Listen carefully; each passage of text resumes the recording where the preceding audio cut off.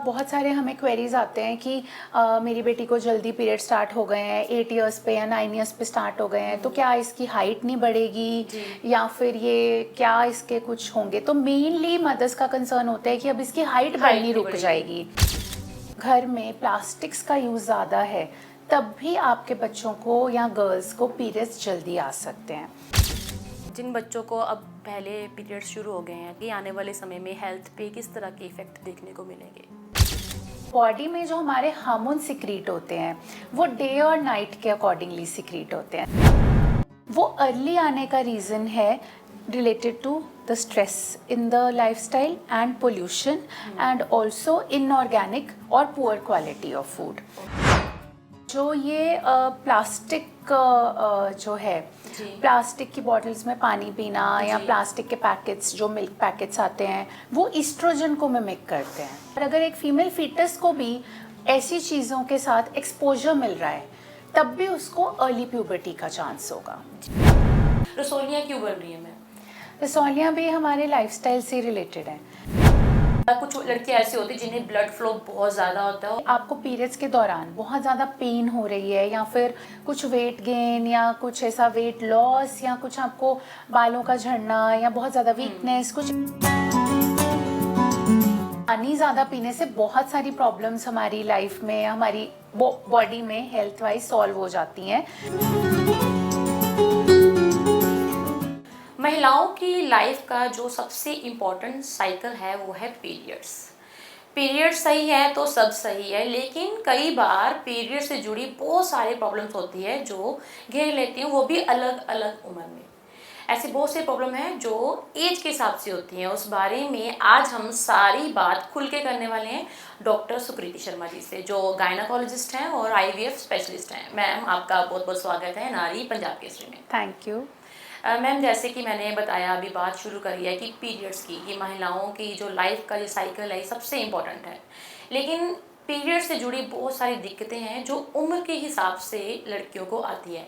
सबसे पहले मैं यही जो क्वेश्चन है मेरा कि जब बच्चे को, एक लड़की को किशोरावस्था में पीरियड शुरू होते हैं तो वो होती है एज 14-15, लेकिन अब 9 साल के बच्चे को भी आ रहे हैं, 10 के, 11 के, ऐसे भी आ रहे हैं। इसको अर्ली पुबर्टी कहते हैं। इसके बारे में जानना चाहते हैं कि अब जो है पीरियड्स टाइम जो है वो इतना अर्ली क्यों गया है। सो अब एक्चुअली जैसे एवरीथिंग इज़ लाइफस्टाइल रिलेटेड। सो अब जैसे बहुत ज़्यादा पोल्यूशन है, बहुत ज़्यादा खाने पीने में मिलावट, और जैसे अब इनऑर्गेनिक फूड है mainly. So and these things affect the hormones of girls. तो लड़कियों में हार्मोन्स ही होते हैं जो पीरियड्स लेके आते हैं। सो अगर उनके हार्मोन्स जल्दी बनने लग गए हैं और अगर जल्दी वो एक ऐसे लेवल पे पहुंच गए हैं कि उनके सेक्सुअल मैच्योरिटी आनी शुरू हो गई है या फिर उनको पीरियड एक साइकिल स्टार्ट हो गया है, that is because their hormones have reached to that level कि उनको पीरियड आने शुरू हो जाए। वो अर्ली आने का रीज़न है related to the stress in the lifestyle and pollution and also inorganic और poor quality of food. Also कल परसों मैं कुछ स्टडीज़ देख रही थी तो उसमें आ रहा था कि जो ये प्लास्टिक जो है, प्लास्टिक की बॉटल्स में पानी पीना या प्लास्टिक के पैकेट्स, जो मिल्क पैकेट्स आते हैं, उनको हम कहते हैं BPAs, जो उस थैलेट कुछ कंपाउंड्स होते हैं, वो ईस्ट्रोजन को मिमिक करते हैं। ईस्ट्रोजन बॉडी में वो हार्मोन है जो जब बनना स्टार्ट होगा तो आपको पीरियड आने शुरू होंगे। तो अगर आप इस तरह की चीज़ें यूज़ कर रहे हैं या आपके घर में प्लास्टिक्स का यूज़ ज़्यादा है, तब भी आपके बच्चों को या गर्ल्स को पीरियड्स जल्दी आ सकते हैं। और इसमें सिर्फ बच्चे के बर्थ के बाद की जर्नी इंक्लूड नहीं होती। जब मदर है, वो प्रेग्नेंट है, अगर उस टाइम पे भी उसकी बॉडी के अंदर एक फीमेल बच्चा पल रहा है, एक फीमेल फीटस है, फीटस मतलब बच्चा अभी बाहर नहीं आया बॉडी से। सो अगर एक फीमेल फीटस है और अगर एक फीमेल फीटस को भी ऐसी चीज़ों के साथ एक्सपोजर मिल रहा है, तब भी उसको अर्ली प्यूबर्टी का चांस होगा। जी मैम, ये जो जिन बच्चों को अब पहले पीरियड शुरू हो गए हैं तो क्या आगे आने वाले समय में हेल्थ पे किस तरह के इफेक्ट देखने को मिलेंगे? देखो, जल्दी पीरियड स्टार्ट होने का बहुत सारे हमें क्वेरीज आते हैं कि मेरी बेटी को जल्दी पीरियड स्टार्ट हो गए हैं, 8 इयर्स पे या 9 इयर्स पे स्टार्ट हो गए हैं, तो क्या इसकी हाइट नहीं बढ़ेगी या फिर ये क्या इसके कुछ होंगे। तो मेनली मदर्स का कंसर्न होता है कि अब इसकी हाइट बढ़नी रुक जाएगी। तो काफ़ी बार वो हमें बोलते हैं कि इनको ऐसी मेडिकेशंस दे दो कि इनके पीरियड रुक जाएं, इनके पीरियड रुक जाएं और फिर दोबारा जब भी 2-4 साल के बाद स्टार्ट हो जाएं या वो इस तरह की दवाई। So that is not a very correct thing to do, और वो चीज़ हमें डॉक्टर को भी नहीं कहनी चाहिए। उनको हम यही कहते हैं कि इनको नेचुरल रहने दो और इनका लाइफस्टाइल और हेल्दी कर दो, और इनको गेम्स वगैरह खिलाओ, जैसे बास्केटबॉल या कुछ और ऐसी गेम्स जिनमें जंपिंग या थोड़ा मतलब ऐसी चीज़ें जिनसे हाइट बढ़ती है, ये चीज़ें करो। और वैसे भी हाइट डिपेंड करती है जीन्स के ऊपर। तो अगर मदर की, फादर की हाइट और अदरवाइज फैमिली में दूसरों की हाइट छोटी है, तो बच्चों की हाइट उतनी ज़्यादा लंबी हम एक्सपेक्ट ना करें जितनी हम सोचते हैं। बट अदरवाइज अगर बस ये कंसर्न है कि बाकियों की लंबी और इसकी छोटी ना रह जाए, तो फिर उनके पीरियड नहीं हमने रोकने, पर हमने उनके लाइफस्टाइल को हेल्दी कर देना है। तो जल्दी पीरियड आने से कोई ज़्यादा मेजर साइड इफ़ेक्ट नहीं होता। मैंने बहुत सी गर्ल्स देखी हैं जिनको कि अब जो 17-18 ईयर्स की हैं और टॉल हैं और उनको पीरियड आते हुए 8-9 साल हो चुके हैं। सो दैट मीन्स कि उनके पीरियड 8 या 9 ईयर्स पे स्टार्ट हुए होंगे और 13 और 14 पे नहीं हुए, and now they are tall, doing well in their careers, in their studies and everything. कोई प्रॉब्लम नहीं आती है। तो ये तो पहला मिथ हो गया कि अगर पीरियड्स जल्दी आ गए तो हाइट रुक जाएगी, ऐसा कुछ नहीं है। कुछ लड़कियां ऐसी होती हैं जिन्हें ब्लड फ्लो बहुत ज़्यादा होता है, और कुछ ऐसी भी सुनने को मिलती है जिन्हें 1 या 2 दिन ही पीरियड्स रहते हैं। तो ये डिफरेंस कैसे है कि इसका भी संबंध जो है वो लाइफस्टाइल से ही है? नहीं, अगर आपको देखो, एक नेचुरल पैटर्न ऑफ पीरियड्स होता है कि पीरियड्स का फ्लो अबाउट 3 to 4 डेज या कई बार यंग एज में 5 डेज रहता है, और 3 to 4 pads in a day maximum आपको चेंज करने पड़े और उससे ज़्यादा नहीं। सो ये एक natural pattern of menstrual flow रहता है जो कि बिटवीन 22 to 32 ईयर्स ये नॉर्मल फ्लो रहता है। 32 के बाद थोड़ा ब्लीडिंग कम हो जाती है, बट अगर आप अर्ली रिप्रोडक्टिव एज में हैं विच इज़ 22 to 32, तो ये आपका फ्लो पैटर्न रहेगा। पर अगर आपको ये लग रहा है कि आपको पीरियड्स के दौरान बहुत ज़्यादा पेन हो रही है या फिर ब्लड फ्लो बहुत ज़्यादा है और आपको क्लॉट्स पड़ रहे हैं, कुछ पीसेस आ रहे हैं, और अदरवाइज भी आपको लग रहा है कि आपकी बॉडी में कुछ वेट गेन या कुछ ऐसा वेट लॉस या कुछ आपको बालों का झड़ना या बहुत ज़्यादा वीकनेस, कुछ ऐसे से सिम्टम आ रहे हैं, सो दैट मीन्स कि आपके हार्मोन्स ख़राब हो रहे हैं। सो ऐसे केसेस में आपको गायनेक को कंसल्ट करना चाहिए। वो आपका कोई स्कैन करेंगे और स्कैन करके अगर तो सब ठीक है तो फिर वो आपको कुछ सिंपल मेडिकेशंस देंगे या आपको रीअश्योर करेंगे कि ठीक है, कुछ ज़्यादा प्रॉब्लम नहीं है, तो बस आपका ठीक है, एवरीथिंग इज़ ओके। अदरवाइज कुछ प्रॉब्लम्स होती हैं जैसे ओवेरियन सिस्ट्स या फाइब्रॉइड्स या फिर कुछ हार्मोन्स का बढ़ जाना, जैसे थायराइड का बढ़ जाना, उससे एक्सेसिव ब्लीडिंग होती है।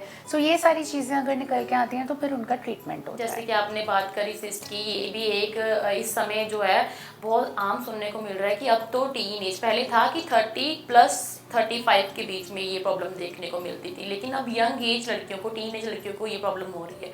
रसोलियाँ क्यों बढ़ रही है मैम? रसौलियाँ भी हमारे लाइफस्टाइल से रिलेटेड है। मतलब अगर आप, क्योंकि अब सबका लाइफस्टाइल ऐसा है कि लेट सोना, लेट उठना, या फिर वो एक healthy pattern of diet and sleep नहीं है।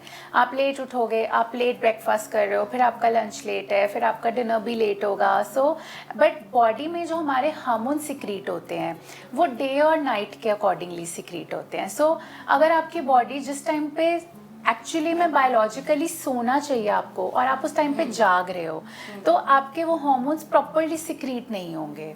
तो धीरे धीरे करके ऐसे over a period of a month या फिर 3 मंथ्स, और अगर आपका ऐसा ही लाइफस्टाइल रहता है, 1-2 दिन से कुछ नहीं होगा, बट अगर आपका ऐसा कंटिन्यूस एक लाइफस्टाइल बन जाता है तो धीरे धीरे आपको हार्मोनल इम्बैलेंस हो जाएगा। सिस्ट की मैम क्या निशानियाँ नज़र आती हैं? सिस्ट में आपके पीरियड्स अपसेट हो सकते हैं। अपसेट मतलब फ्लो में प्रॉब्लम आ सकती है, पीरियड्स इरेगुलर हो सकते हैं। कईयों को ओवेरियन सिस्ट्स होती हैं जब उनको बहुत ज़्यादा ब्लीडिंग होती है, किसी किसी को ब्लीडिंग बहुत ज़्यादा स्कैंटी हो जाती है, कम हो जाती है ब्लीडिंग, और कुछ होते हैं जिनको पीरियड आने बंद ही हो जाते हैं due to ovarian cysts. So menstrual disturbance हो सकती है, फेस पे एक्ने, फेस पे हेयर हो सकते हैं, बालों का झड़ना हो सकता है, वीकनेस हो सकती है, अब्डोमेन में पेन हो सकती है ड्यूरिंग पीरियड्स या विदाउट पीरियड्स भी। सो पेट में दर्द होना या बाकी सारी प्रॉब्लम्स, अगर आपको ये सब चीज़ें लग रही हैं तो आप अपना एक अल्ट्रासाउंड करवाएं। जी, ये मैं अभी ये पूछने वाली थी कि बहुत सारी जो लड़कियां हैं, क्या अब यूट्यूब का ज़माना है, सोशल मीडिया का है, लोग वहाँ से देख कर उसके फॉलो कर रहे हैं, उसके बारे में मैम क्या कहना चाहेंगे? इसमें कोई सच्चाई नहीं है, बट ऑफ कोर्स पानी ज़्यादा पीने से बहुत सारी प्रॉब्लम्स हमारी लाइफ में, हमारी बॉडी में हेल्थ वाइज सॉल्व हो जाती हैं, बिकॉज पानी एक ऐसा है जो नेचुरली टॉक्सिन्स को फ्लश आउट करता है। बट जो प्रॉब्लम्स हार्मोन्स के साथ रिलेटेड हैं वो पानी पीने से ठीक नहीं होती हैं। सो जो आप ये बता रहे हो कि नेट पे देख के, यूट्यूब पे या गूगल पे देख के लोग काफ़ी कुछ खुद करते रहते हैं। सो आप जो भी इंफॉर्मेशन आपको मिल रही है, आप देखें कि क्या सोर्स है। अगर तो वो एमडी डॉक्टर्स हैं, अगर वो अपनी फील्ड में माहिर हैं और अगर वो बहुत ज़्यादा क्वालिफाइड हैं, तो फिर तो वो आपको अच्छा ही बता रहे होंगे। तो एक्चुअली द सोर्स जहाँ से आपको इन्फॉर्मेशन मिल रही है वो आपको देखना चाहिए कि अगर वो वेरीफाइड है डॉक्टर या वो लिंक या वो वेबसाइट, तब आप उसे फॉलो करें, एंड अदरवाइज तो नहीं। जी, आप ये देखिए कि जो देसी नुस्खे, अगर आपको कोई देसी बंदा बता रहा है तो उसको एकदम से फॉलो नहीं करना है। पहला प्रिकॉशन यही है कि आप अपने गायनी को चेक करवाएं अगर आपको किसी तरीके की कोई दिक्कत आ रही है। मैम सिस्ट की बात हो गई, अब मेनोपॉज पे आते हैं कि मेनोपॉज की सही एज क्या है? मेनोपॉज एशियन वुमेन में जो एवरेज एज है that is 50 to 51 years of age. Okay.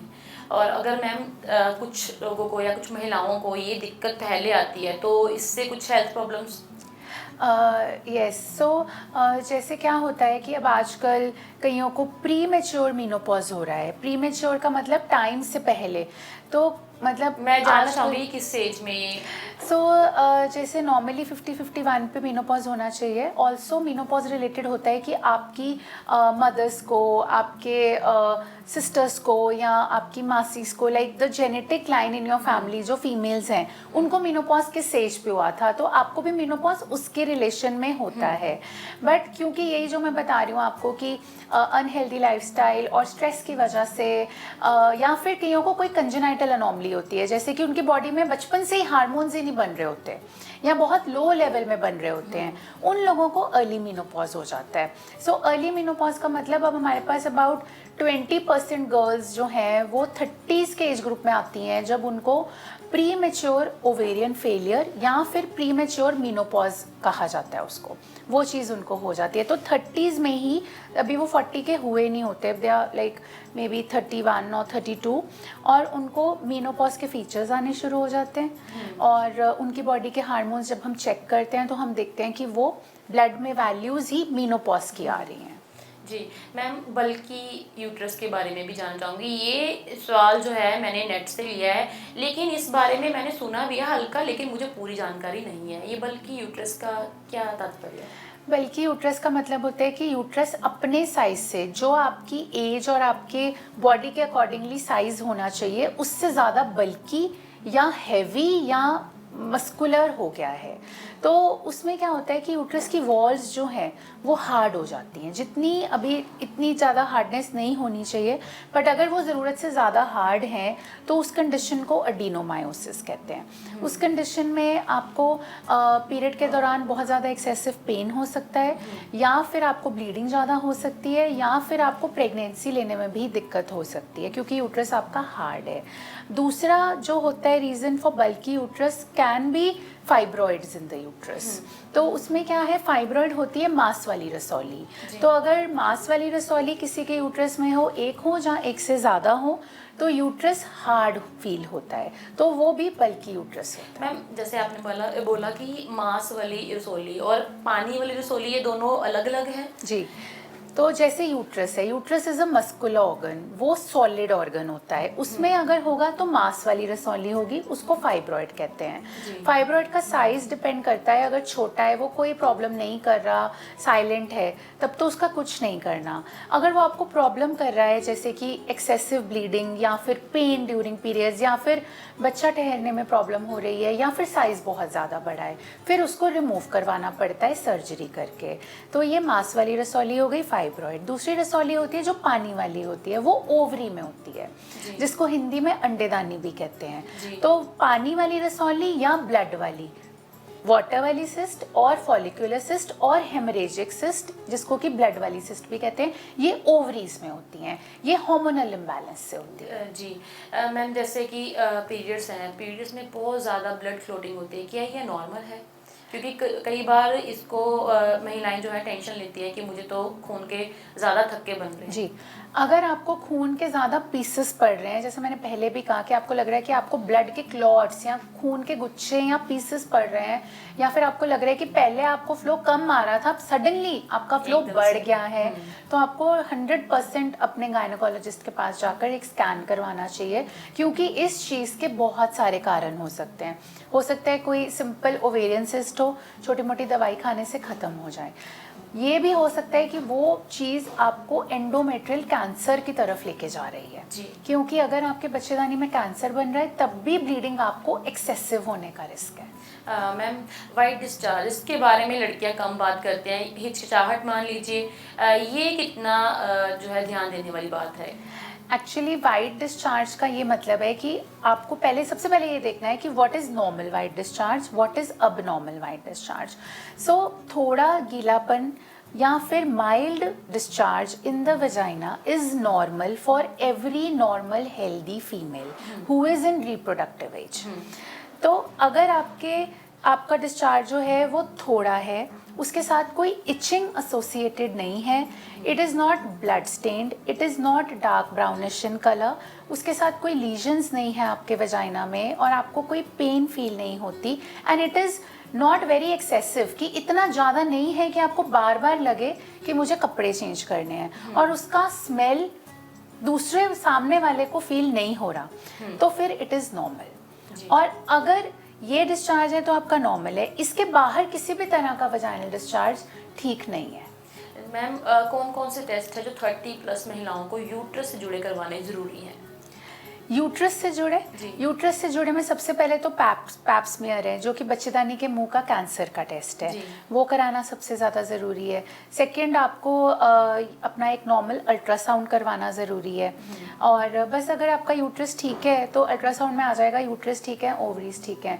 सो ये 2 मोस्ट इम्पॉर्टेंट है जो कि हर किसी को कराने चाहिए, अगर आप ठीक भी हो तब भी। जी, मुझे लगता है कि ये जानकारी जो है सारी महिलाओं के लिए बहुत ही फ़ायदेमंद होने वाली है। आपको ये जानकारी कैसी लगी हमें वीडियो में ज़रूर बताइएगा, और नेक्स्ट कैसी वीडियो आप देखना चाहते हैं, किस टॉपिक पे बात करना चाहते हैं, हमें कमेंट बॉक्स में जरूर बताइएगा। तब तक के लिए धन्यवाद। ऐसे ही और वीडियोस के लिए आप नारी के पेज को यूट्यूब पर सब्सक्राइब, फेसबुक पर लाइक और इंस्टा पर फॉलो करना ना भूलें।